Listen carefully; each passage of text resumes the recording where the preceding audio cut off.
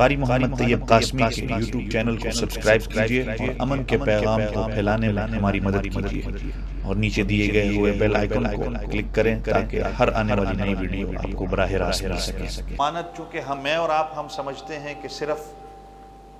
کسی نے کسی کو کوئی چیز دی ہو، کوئی پیسے دیے ہوں یا کوئی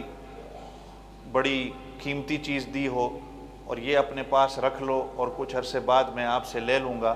تو ہم سمجھتے ہیں کہ امانت شاید یہی ہے۔ حالانکہ یہ بھی ایک امانت کے زمرے میں آتی ہے، امانت کا حصہ ہے کہ کوئی کسی کو کوئی پیسہ دے یا کوئی چیز دے کہ اپنے پاس اس کو رکھ لو، کچھ عرصے کے بعد میں آپ سے واپس لے لوں گا، تو وہ اس امانت کے اندر خیانت نہیں کرتا۔ لیکن اس کا صرف یہ ایک معنی نہیں ہے، امانت کا معنی بڑا وسیع ہے، کئی چیزیں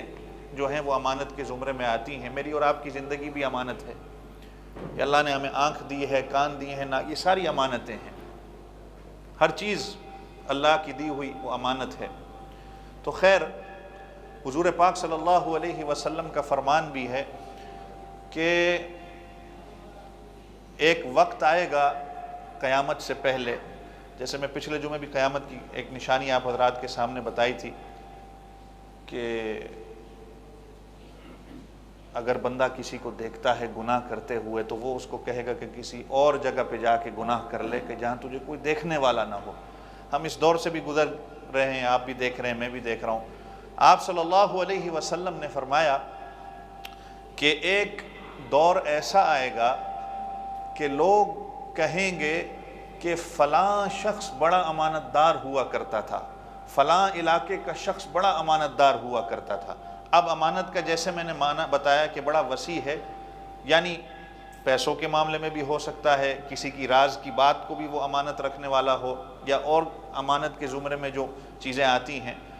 کہ حدیث پاک میں آتا ہے، حضور پاک صلی اللہ علیہ وسلم نے فرمایا کہ ایک وقت آئے گا کہ لوگ کہیں گے کہ فلاں علاقے میں، فلاں گاؤں میں ایک آدمی ہوا کرتا تھا جو بڑا امانت دار تھا۔ تو چنانچہ میں اور آپ آج اس دور سے گزر رہے ہیں کہ لوگ کہتے ہیں کہ یار فلاں آدمی تھا وہ بڑا امانت دار ہوا کرتا تھا۔ اب تو کسی کے پاس امانت رکھی نہیں جا سکتی۔ امانت دار بھی ہوا کرتا تھا، عہد کا پاس کرنے والا بھی ہوتا تھا جو عہد کو پورا کرتا تھا۔ آج نہ ایسے امانت دار آپ کو ملیں گے، نہ وعدے کے پورے کرنے والے آپ کو ملیں گے۔ وعدہ زبان سے لوگ کر دیتے ہیں لیکن اس وعدے کی خلافی ہو جاتی ہے۔ پھر امانت کسی کے پاس رکھائی جاتی ہے، چاہے وہ بات کے حوالے سے ہو، کوئی راز کے حوالے سے ہو،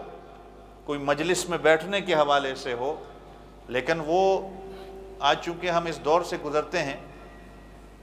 رہے ہیں کہ یہ ایک مذاق بن چکا ہے۔ حضرت مفتی تقی صاحب دامت برکاتہم، اللہ تعالیٰ ان کی عمر میں برکتیں عطا فرمائے، مفتی صاحب لکھتے ہیں کہ مجھے ایک بندے کا خط آیا اور اس نے لکھا تھا خط کے اندر کہ یہ تم مولوی لوگوں نے ایسے ہی جو ہے وہ غیبت کو حرام کر دیا ہے کہ یہ مجلسیں جو ہے، حالانکہ حدیث ہے المجالس بالامانہ، مجلس بھی جو ہے وہ امانت ہوتی ہے کہ مجلس کے اندر اگر کوئی ایسی بات کی جاتی ہے جو کسی کے حوالے سے ہوتی ہے یا بہتری کے لیے کی جاتی ہے تو وہ بار بتائی نہیں جا سکتی۔ تو مفتی صاحب لکھتے ہیں کہ مجھے ایک بندے کا خط آیا اور اس میں لکھا ہوا تھا کہ تم مولوی لوگوں نے ویسے ہی جو ہے غیبت، چغلی اور یہ جھوٹ تم نے ان کو حرام قرار دے دیا ہے۔ یہ تو مجالس کا مزہ ہی تب تک نہیں آتا جب اس کے اندر یہ نہ ہو۔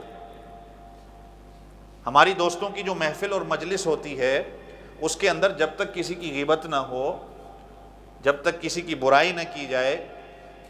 جب تک کسی کے اوپر بہتان بازی نہ کی جائے، زبان تراشی نہ کی جائے، تو اس مجلس کا مزہ کیا آتا ہے؟ بھئی تم لوگوں نے ایسے ہی ہمارے لیے حرام قرار دے دیا، اب جو ہے وہ ہماری مجلس تو ایسے خواہ مخواہ کی سوکھی ہوتی ہے، تو یہ کون سا طریقہ کار ہے؟ ایسے ہی آپ لوگوں نے جو ہے وہ من گھڑت روایات اور حدیثیں ایسے فضول بنا کے جو ہے لوگوں کو شش و پنج میں ڈال دیا ہے۔ تو حضرت مفتی تقی صاحب نے اس بندے کو خط دوبارہ جو رپلائی میں لکھا، حضرت مفتی صاحب نے کہا کہ ایسا ہے کہ پھر اگر آپ کہتے ہو کہ مجلسیں جو ہیں ان میں بغیر کسی کی غیبت کیے ہوئے بہتان بازی کسی پر جو ہے الزام تراشی جب تک نہ کی جائے مزہ نہیں آتا، تو پھر اس طرح ہے آپ لکھ کے دے دو کہ آپ کے بارے میں لوگ اپنی محفلوں کے اندر غیبت کریں، آپ کے اوپر بہتان بازی کریں، الزام تراشی آپ کے اوپر کریں، جس طرح آپ کو مزہ آتا ہے اسی طرح ان کو بھی اپنی مجلسوں میں اپنی محفلوں میں مزہ آئے کہ وہ آپ کے خلاف بات کریں، تو آپ کو کیسا محسوس ہوگا پھر؟ تو حضرت مفتی صاحب کہتے ہیں وہ کئی عرصہ گزر گیا، آج تک اس بندے کا پھر مجھے خط کا جواب نہیں